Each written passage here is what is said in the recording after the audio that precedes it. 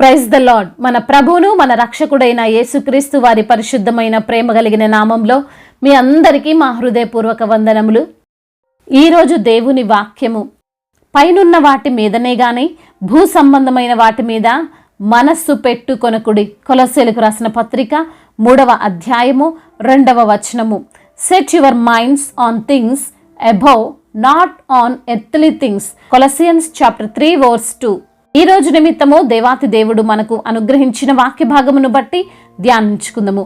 ప్రియమైన సహోదరి సహోదరులారా, మనలో అనేకులు ఈ లోక సంబంధమైన వాటిని ప్రేమిస్తుంటారు, వాటినే సర్వం అని భావిస్తుంటారు, వాటి యందే వారి యొక్క మనస్సును నిలుపుకుంటారు, అవి వారికి శాశ్వతమని తలంచుతారు. అయితే ఈరోజు ఈ వాక్యము ద్వారా ప్రభు సెలవిస్తున్నాడు, అవి నిత్యమైనవి కావు గనుక, అవి అశాశ్వతమైనవి గనుక, అవి ఏదో ఒక రోజు నశించిపోతాయి. కానీ పైనున్న వాటి యందు అనగా పరలోక సంబంధమైనవి, దేవుని నిత్య రాజ్యములకు సంబంధించిన వాటిని మనము ప్రేమించు వారముగా, వాటి యందు లక్ష్యముంచు వారముగా ఉన్నట్లయితే మనకు ఎటువంటి భంగపాటు కలగదు. ఎందుకంటే పరలోక సంబంధమైనవి, నిత్యమైనవి, శాశ్వతముగా ఉండేవి కాబట్టి. ఏలయనగా మనము శరీరానుసారంగా పాపములో మరణించి ఆత్మానుసారముగా క్రీస్తుతో కూడా లేపబడిన వారమై ఉన్నాము.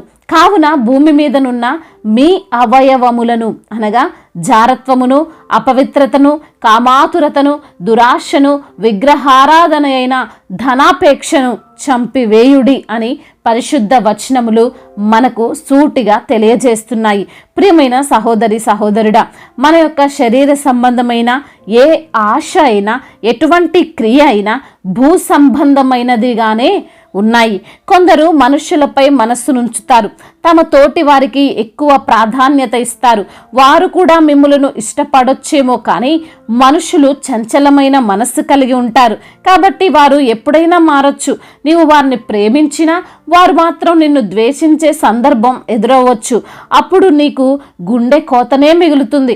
మరికొందరు డబ్బు సంపాదనపై ఆశ కలిగి జీవిస్తుంటారు. అనుకున్నంత సంపాదించలేకపోయినా, ఉన్న డబ్బు ఖర్చు అయిపోయినా వారు నిరాశ పాలవుతుంటారు. ఈ విధంగా చూసుకుంటే ఈ భూ సంబంధమైన వాటిపై మనము మనస్సు కలిగి ఉంటే ఏదో ఒక రకంగా మనకు దుఃఖము, అవమానము, నిరాశ ఎదురవుతుందేమో, కానీ పరలోక సంబంధమైన వాటిపై మన మనస్సును ఉంచినప్పుడు, దేవునిపై మనం దృష్టి కలిగి జీవించినప్పుడు మనలో ఏ నిరాశ ఉండదు, ఏ నిస్పృహ ఉండదు, నమ్మక ద్రోహము, అవమానం అనేవే ఉండవు. కానీ ధైర్యం ఉంటుంది. సంతోషముతోనూ సమాధానముతోనూ కలిగిన వాటి యందు సంతృప్తి పడి జీవించు మనస్సును మనము కలిగి ఉండగలం. మనమందరము ఇప్పుడు దేవునిచే ఏర్పరచబడిన వారమై పరిశుద్ధతను, జాలి మనస్సును, దయాలుత్వమును, వినయమును, సాత్వికమును, దీర్ఘశాంతమును కలిగి ఉండాలి.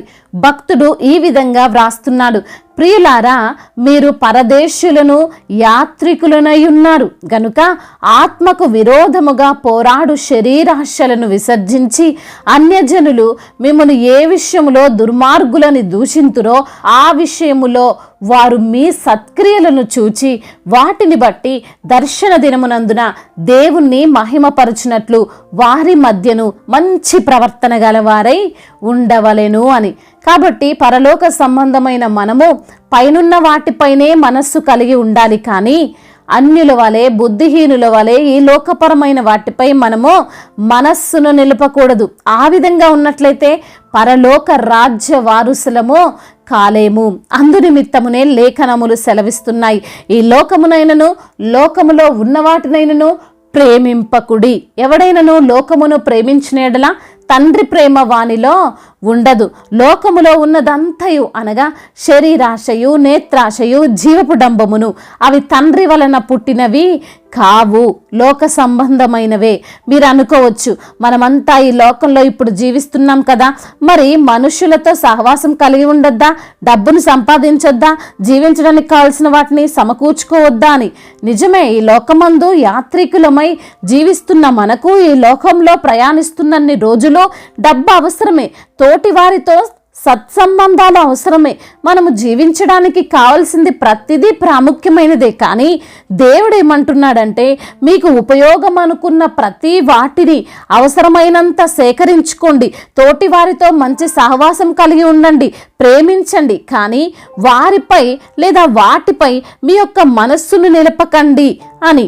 మనస్సును నిలపడం అంటే ఇంకా అవే శాశ్వతం, వారే నాకు శాశ్వతం, అవి లేకపోతే నేను లేను అనే విధంగా వాటిని మనము విగ్రహారాధన చేయకూడదు అని. ఈ లోకము దాని ఆశ గతించిపోయేను, కానీ దేవుని చిత్తము ఎప్పుడూ నెరవేరుతుంది. అందును బట్టి ప్రియమైన సహోదరి సహోదరుడా, మనము క్షయమైన వాటి యందు మనస్సునుంచక అక్షయమైన పరలోక సంబంధమైన వాటి యందే మనస్సును నిలుపుకొని దేవుని రాజ్యములో ఉండులాగున, నిజమైన వారసులముగా జీవించులాగున మన యొక్క ప్రవర్తన దేవునికి ఇష్టమైనదిగా మార్చుకోవాలి. దేవుడి మాటలను దీవించి మన హృదయములో ఫలింపచేయునుగాక. వాక్య భాగమును బట్టి ప్రార్థించుకుందాము. ప్రతి ఒక్కరు కూడా ప్రార్థనలో ఏకీభవించగలరు. ప్రార్థన. మహాశక్తి సంపన్నుడైన దేవ, కృపా కనికరములు కలిగిన మా ప్రియ పరలోకపు తండ్రి, మీ ఘనమైన ప్రశస్తమైన శ్రేష్టమైన పూజింపదగిన నామంలో మీకు వందనములు, స్తోత్రములు తండ్రి. పైనున్న వాటిపైనే మనస్సు కలిగి ఉండాలని, అన్యుల వలె బుద్ధిహీనుల వలె ఈ లోకపరమైన వాటిపైన మనస్సును నిలుపకూడదు అని తండ్రి వాక్యము ద్వారా సెలవిచ్చారు. అవును నా తండ్రి, ఈ యొక్క లోకమునైనను లోకములో ఉన్న వాటినైనను ప్రేమింపకుడి అని. అయా మరి తండ్రి, మిమ్మల్ని ప్రేమించి మీ ఆజ్ఞలను గైకొని ప్రభువ మీరిచ్చు దీవెనలు మేము పొందుకోవాలని తండ్రి వాక్యము ద్వారా సుస్పష్టముగా మీరు మాతో మాట్లాడి మమ్మల్ని సరిచేసి బలపరిచినందుకు స్తోత్రాలు చెల్లిస్తున్నాం.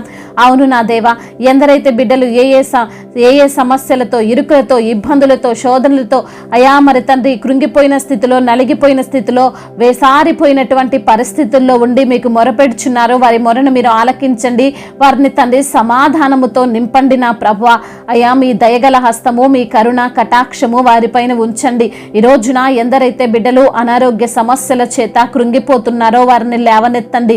అవును ప్రభువా, వారికి వచ్చిన రోగమును బట్టి, వారికి వచ్చిన వ్యాధిని బట్టి బిడ్డలు దుఃఖిస్తున్నారో వారి యొక్క దుఃఖ దినములను సమాప్తము చేయమని వేడుకుంటున్నాము. అయా అదేవిధంగా నా ప్రభువా, ఎందరైతే బిడ్డలు ప్రభువా మరణ పడకపై ఉండి మీకు మొరపెడుచున్నారో అయా మరి కన్నీటితో మీకు మొరపెడుచున్నారో వారి యొక్క మొరను మీరు ఆలకించండి. వారి కన్నీటిని తుడిచి వారికి ఆయుష్ను ప్రసాదించమని బ్రతిమిలాడుకుంటున్నాము ప్రభువా. అదేవిధంగా రుణ భారాలతో కృంగిపోతున్న బిడ్డలను లేవనెత్తండి. వారికి తండ్రి అప్పు తీర్చుకునేటువంటి జ్ఞానాన్ని మీరు అనుగ్రహించండి. తలగా ఉంచుతాను కానీ తోకగా ఉంచునన్న మీ వాగ్దానము వారి జీవితంలో నెరవేర్చమని వేడుకుంటున్నాము. అయా కుటుంబ సమస్యలు, కుటుంబ కలహాలు, భార్యాభర్తల మధ్య విభేదాలు, అత్తాకోడళ్ల మధ్య విభేదాలు, తండ్రి కొడుకుల మధ్య విభేదాలు ఉన్నట్లయితే ఆ యొక్క విభేదాలను తీసివేసి ఒకరినొకరు అర్థం చేసుకుని జీవించే కృపను దయచేయండి. వారి మధ్య సమాధానమును కలగజేయమని వేడుకుంటున్నాము నా ప్రభువా. ఉద్యోగము లేని బిడ్డలను జ్ఞాపకము చేసుకుని మంచి ఉద్యోగమును బిడ్డలకు మీరు అనుగ్రహించండి. వివాహాల విషయంలో మీకు మొరపెడుతున్న బిడ్డల యొక్క మొరను మీరు ఆలకించండి. అయా మీ చిత్తములో వారి వివాహము జరుగుటకు కృపను అనుగ్రహించండి. గర్భఫలము లేని బిడ్డలను మీరు జ్ఞాపకము చేసుకుని వారికి గర్భఫలమును దయచేయమని వేడుకుంటున్నాం. అదే విధంగా ఇప్పుడే పుట్టిన చిన్న బిడ్డలను మీరు జ్ఞాపకం చేసుకొనండి. సంపూర్ణ ఆరోగ్యమును, ఆయుష్ను బిడ్డలకు మీరు అనుగ్రహించండి. యవన బిడ్డల నిమిత్తము ప్రార్థిస్తున్నాం. యవన వయసులో మీ కాడిని మోసే కృపను దయచేయండి. అయా మరి తండ్రి, ఎందరైతే బిడ్డలు కాంపిటేటివ్ ఎగ్జామ్స్ రాశారో ప్రభువా, గౌడ్ జాబ్ కొరకు ప్రయత్నిస్తున్నారో, ప్రార్థిస్తున్నారో వారి ప్రతి ప్రార్థనను, ప్రయత్నమును మీరు సఫలపరచమని వేడుకుంటున్నాము. అయా అదే విధంగా త్రాగుడు వ్యసనాలకు బానిసలై, వ్యభిచార వ్యసనాలకు బానిసలై అయా మరి తండ్రి డ్రగ్స్కి ఎడిక్ట్ అయిపోయి తండ్రి లేనిపోని రోగాలకు తండ్రి బిడ్డలు మరి బాధితులవుతున్నారో వారిని మీరు జ్ఞాపకము చేసుకొనండి. అయా వారిని తండ్రి మీరే మార్చమని వేడుకుంటున్నాము నా ప్రభు. వారికి మారు మనసును అనుగ్రహించండి అయ్యా. వృద్ధులను మీరు జ్ఞాపకము చేసుకొనండి. వారికి సంపూర్ణ ఆరోగ్యమును, మీ యొక్క బలమును దయచేయమని వేడుకుంటున్నాము నా ప్రభువ.